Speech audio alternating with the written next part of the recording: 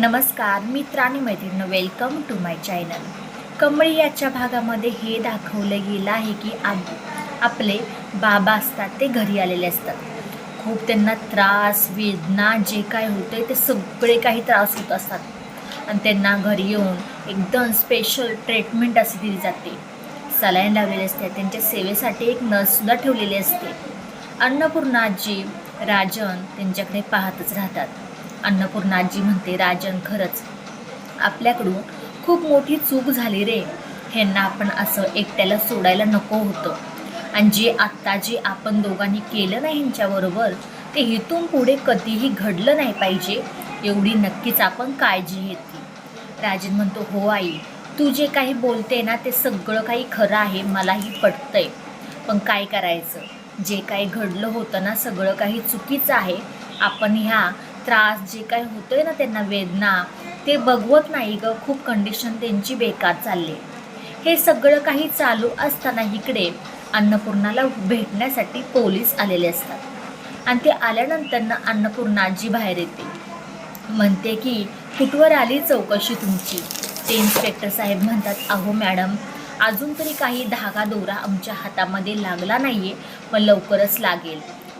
तुम्हाला कोणावरती शंका डाऊट काय वाटतंय का? अन्नपूर्णा आजी म्हणते, शंका डाऊट हा सगळ्यांवरतीच वाटतोय. बाहेरची पण, आपली पण, परकी पण, घरातली पण, सगळी काही तशीच आहेत. कोणावरही विश्वास राहिला गेला नाही आहे. आता सगळी त्याच लेवलची माणसं आहेत. हे सगळं काही बोलल्यानंतर रागिनी तिथे येते आणि म्हणते की, अहो आई, काय बोलताय काय तुम्ही? आम्ही तर तुमच्याच घरातले आहोत ना, मी तुमची सून आहे, माझ्यावरती विश्वास नाही आहे.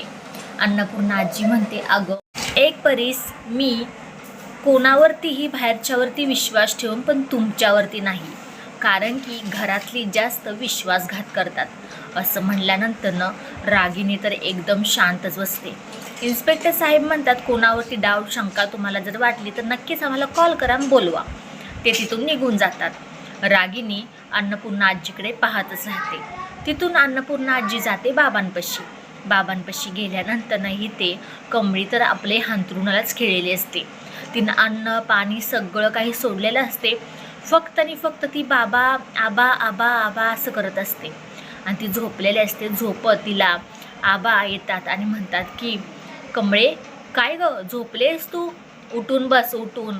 अशी झोपून राहिलेली कमळी मला अजिबात आवडत नाही. अगं हसत खेळत राहिलेली कमळी, सारखं आबा आबा करणारी, माझ्या मागं फिरणारी ही कमळी मला आवडते. हे सगळं काही ऐकल्यानंतर कमळी पटकन उठून उभ्या राहते. अहो आबा, कुठं गेला होता? कुठं मी किती शोधत होते तुम्हाला. आबा म्हणतात, अगं कमळे वेडाबाई, मी तर इथेच होतो ग. तुझी छान गावात मिरवणूक झाली, किती छान. माझा अभिमानाने माझे एकदम मान उंचवली, तुला माहिती आहे का? आणि ह्या गावामध्ये जे काही तुझ्यासारख्या पोरी आहेत ना त्यासुद्धा म्हणायला लागले आहेत की, कमळे खरंच मला तुमच्यासारखंच बनायचं आहे. सगळ्या पोरींना तुझ्यासारखीच इच्छा झाली आहे की शहरात जाऊन शिकायची, चांगलं शिक्षण घ्यायचं. कमळे, काही जरी झालं तर मी असो अगर नसो, पण तू माझ्यासाठी हे शिक्षण पूर्ण करणार. असं म्हणल्यानंतर आबा तिथून गायब होतात. कमळी पटकन ओरडून उठते, आबा आबा असं म्हणते, पण तिचं एक स्वप्न असतं. कमळी पुन्हा एकदा रडायला लागलेली असते. सरू येते, म्हणते, अगं कमळे, काय झालं अगं, एवढा कशाला स्वतःला त्रास करून घेतेस तू? तोपर्यंत दुसऱ्या बाजूला ऋषीला अन्नपाणी जात नसतं. ऋषी टेबलवरती नाश्त्यासाठी बसलेला असतो. शरीराने तिथे असतो पण मन मात्र त्याचं कमळीकडेच असतं. राधिका येते, ऋषी नाश्ता करून घे असं म्हणते. त्याच्याकडे पाहते आणि म्हणते की, अरे ऋषी, असं तू जर केलंस तर कमळीला कोण धीर देणार? हे सगळं काही बोलत असताना तिथे राहुल, रोहित आणि नयनतारा तिथे येते. ऋषीला ते सुद्धा माहीत पडत नाही की ते दोघेजण येऊन बसलेत. पण रोहितला नक्कीच ह्याच्या मनामध्ये काय चाललंय हे त्याला जाणून घ्यायचं असतं. नयनतारा म्हणते, ऋषी, लक्ष आहे का तुझं? आज आपल्या ऑफिसमध्ये खूप इम्पॉर्टंट मीटिंग आहे. ती जर डील आपली पक्की झाली तर खूप मोठं प्रोजेक्ट आपल्याला भेटेल. तोपर्यंत रोहित म्हणतो की, काही जरी झालं तर हा ऋषी प्रोजेक्ट हा म्हणजे म्हणतात ना सगळं काही तो करू नये, कारण की त्याने जर केलं तर सगळ्या काही दुनियामध्ये ऑफिसमध्ये सगळीकडे वावा फक्त आणि फक्त ऋषीची होईल असं रोहितला वाटत असतं. रोहित म्हणतो काही जरी झालं तर हे सगळं ऋषीनं नाही केलं पाहिजे.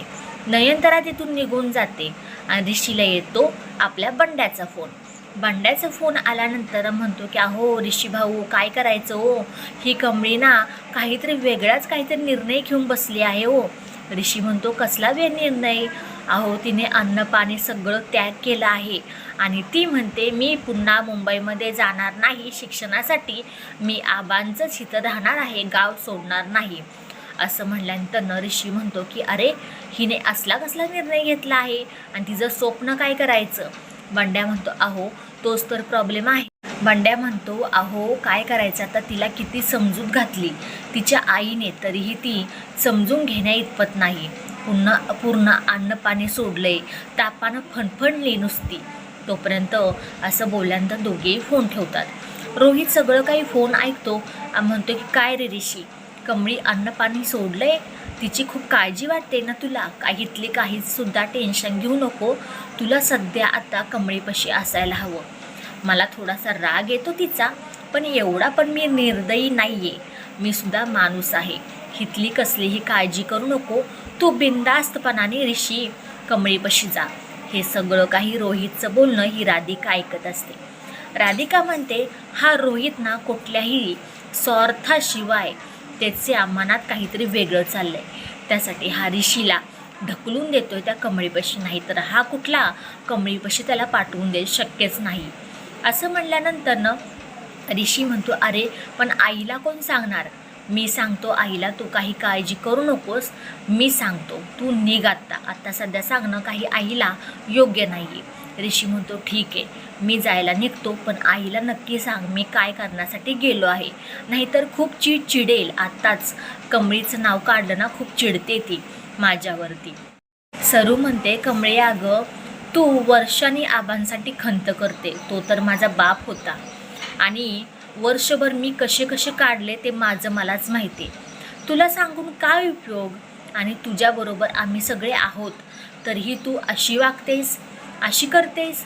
तोपर्यंत आबांची इच्छा होती की कमळीला कळलं नाही पाहिजे, तिच्या शिक्षणामध्ये अडथळा येईल, त्यासाठी तुला सांगितलं गेलं नाही, एवढं लक्षात ठेव कमळे आणि एवढा विचार कर.